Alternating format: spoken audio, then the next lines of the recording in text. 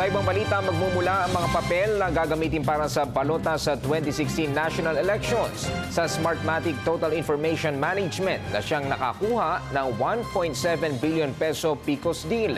Ito upang maiwasan ang problemang idinulot ng hindi akmang papel noong 2013 elections na nakaapekto sa pagbibilang ng boto. Ang detalye sa ulat ni Edwin Eusebio. Nilinaw ng Commission on Elections o COMELEC na ang National Printing Office o NPO mag-iimprenta ng mga balotang gagamitin para sa eleksyon sa 2016. Ayon kay COMELEC Chairman Andres Bautista, sa ilalim ng batas ang NPO at ang Bangko Sentral ng Pilipinas ang naatasan na maglimbag ng mga balota. Ang serbisyo sa ballot printing ay isinama na sa bidding para sa mga uupahang makina na napanalunan ng Smartmatic TIM. Paliwanag ni Commissioner Christian Robert Lim, nais kasi nilang maiwasan ang problemang idinulot noon ng digital line o mga linyang lumabas sa electronic copy ng balota na nakaapekto naman sa pagbibilang ng boto. Noon kasing 2013 elections, hindi akma o compatible ang ginamit na papel sa balota kaya nagkaroon ng tinatawag scan artifacts na resulta ng paper fibers o hibla ng papel.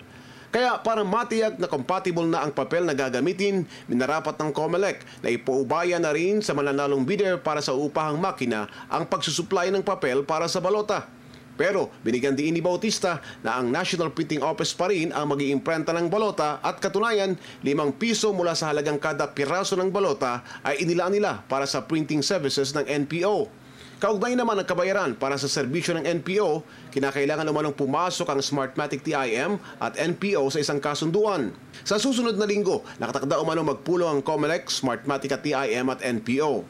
Samantala, hinggil naman sa mga lumang PICOS kinumpirma ni COMELEC Commissioner Roelia Aguanzon na tutulong sa kanila ang DOST o Department of Science and Technology. Ito'y para sa reconditioning sa mga nasabing counting machines. The DOST will give us technical assistance and supervising.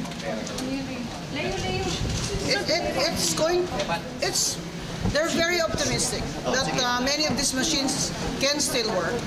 But it's just that we have to try.